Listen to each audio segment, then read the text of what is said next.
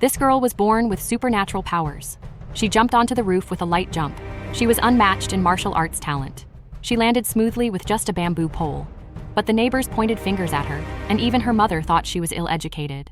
This girl was Hua Mulan when she was a child. She jumped up and down all day long and climbed walls and roofs. When she reached the age of marriage, Mulan was still so unruly. On the day of her wedding, she even performed acrobatics in public and was immediately scolded by the matchmaker. Her father wanted to marry her to a rich man, but soon the Ruran invaded and the border began to be in danger. The emperor issued an order that each family must send a man to the army, and Mulan's family had only 2 daughters. Her father, who suffered from leg disease, had to go to the battlefield alone. Looking at her father, who couldn't even hold the sword steadily, Mulan knew that this trip would be dangerous. At this moment, she had never hated her daughter so much. So, she secretly made a bold decision. Late at night, Mulan took advantage of her family's deep sleep. She quietly put on her father's armor and stole the conscription token. She decided to join the army for her father. The next morning, her father saw the comb on the table, and then he realized that Mulan had left. But he couldn't look for her in a big way. He could only kneel in front of the ancestral hall and pray for Mulan to be well. On the other side, Mulan crossed the grassland, over the snow-capped mountains, and trekked for several days and nights, but still couldn't find the location of the military camp. She fainted on the ground due to hunger and thirst. Just when she was dying, a phoenix suddenly appeared in the valley. Perhaps it was due to her father's prayers. Under the guidance of the phoenix, Mulan finally made it to the military camp. But she was weak, and she looked very out of place in the military camp, and soon she was bullied by several strong men. But her naturally stubborn character made her choose not to give in. The military camp was not a place for fighting, and the two were immediately stopped by the general. After being scolded, Mulan finally entered the military camp. But as soon as she entered the account office, what she saw were several naked big men, which made her blush. Fortunately, the commander needed a man to stand night guard at this time, and Mulan signed up without hesitation. And since then, she avoided the scene of bathing with the soldiers. Until late at night, Mulan tiptoed back to the barracks. She quietly took off her chest binder and lay on the wooden bed full of men. The soldier next to her turned around and she subconsciously blocked him. The first day of military camp life made her helpless, but even so, Mulan had no intention of giving up. Next, she had a high-intensity training. She climbed the mountain with a wooden bucket full of water and climbed for a whole day. Archery and fighting were also indispensable. Mulan was the last one to go to bed and the first one to get up every day, because she knew that her female body must not be exposed. As the days passed, Mulan's eyes became more determined, and she also played with other comrades. Who would have thought that the dark-skinned soldier in front of her would be a woman? In a training session, her opponent kept provoking her with some kung fu, wanting to make Mulan admit defeat.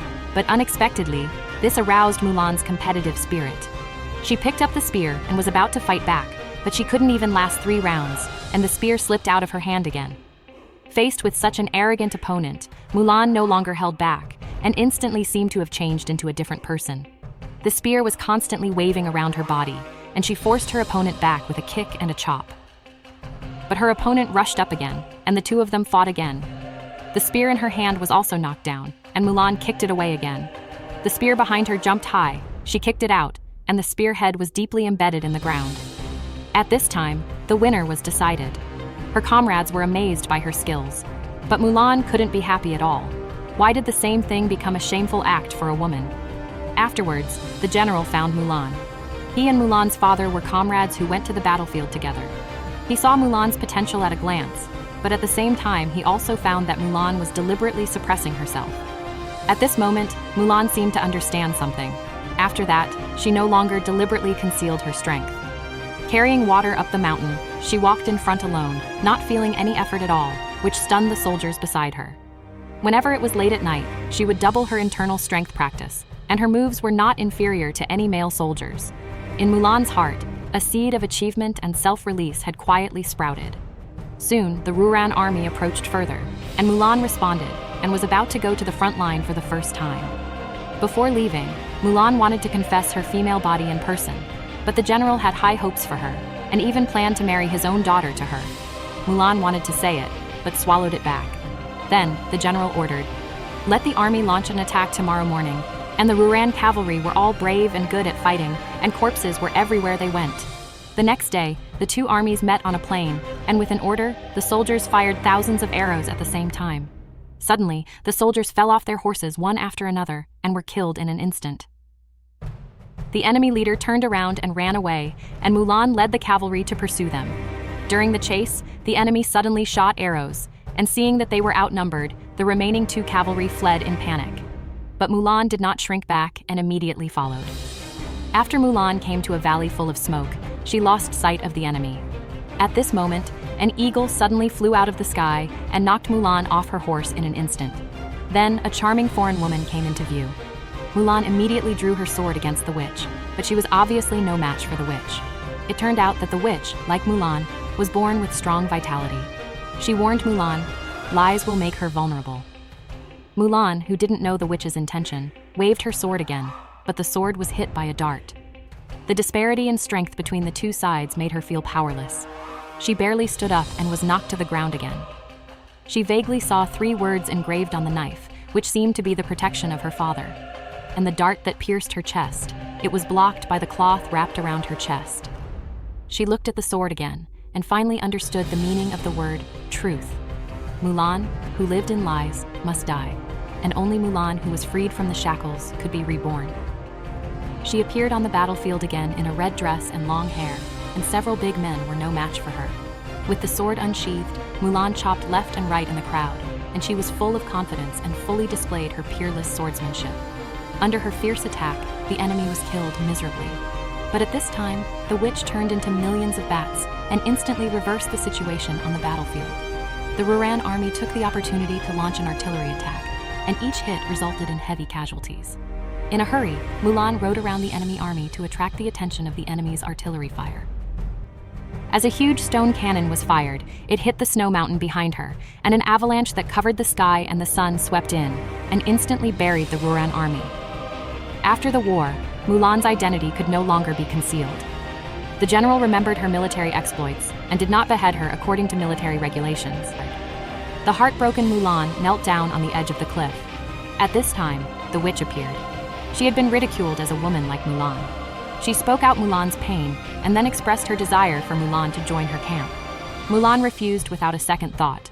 Although she was a woman, she had an ambition to serve the country that men could not match. After she learned that the Ruran army was about to attack the imperial city, she resolutely returned to the barracks. Mulan told the general the news despite her doubts, and her brothers, who had fought through life and death with her in the past, also stood up to speak for her. They all believed in Mulan. Finally, the general ordered, "Let Mulan lead the elite troops to the imperial city immediately to protect the emperor." But when they arrived, they found that the place had been occupied by the Ruran army, and the emperor had been captured. When the king of Beilu saw Mulan sneaking in alone, he immediately shot an arrow. But the witch suddenly appeared and blocked the arrow from Mulan. The witch saw the shadow of her youth in Mulan. She hoped that Mulan would replace herself and regain the honor that belonged to women. Mulan turned her grief into strength. She vowed to kill the king of Beilu and rescue the emperor. The two came to stand opposite each other on the candlestick. Mulan said nothing and suddenly attacked. She used her flexible body to fly up and down. She knew that it would be difficult for her to win in a head-on confrontation. As the two weapons collided violently, Mulan's sword fell out of her hand and fell into the hot furnace. The decisive battle finally came. The two jumped onto a rotating wooden board. First, the king of Beilu launched an attack and waved his sword at Mulan one after another. But Mulan responded calmly. She used the rope in front of her to kick twice, repelling the king of Beilu while catching the sword, and then cut the rope with all her strength. The king of Beilu fell directly, and his heart and liver were broken. In this way, Mulan successfully saved the emperor. Unexpectedly, the king of Beilu below was not dead yet. He drew his bow and shot the emperor again, but the emperor caught it easily. He gave Mulan an affirmative look and then threw the sharp arrow into the air. Mulan took a false step and flew up. She kicked the sharp arrow hard at the king of Beilu, and it instantly penetrated his body. And the Ruran army in the city was also completely wiped out. Afterwards, because of Mulan's great contribution, the emperor wanted to promote Mulan. But Mulan politely refused. She had only one request. Because she did not keep her father's sword, she had to go home and admit her mistake to her father in person. Knowing that Mulan had returned triumphantly, the father and daughter hugged each other excitedly. The father did not blame her for the sword. As long as his daughter was safe, nothing else mattered.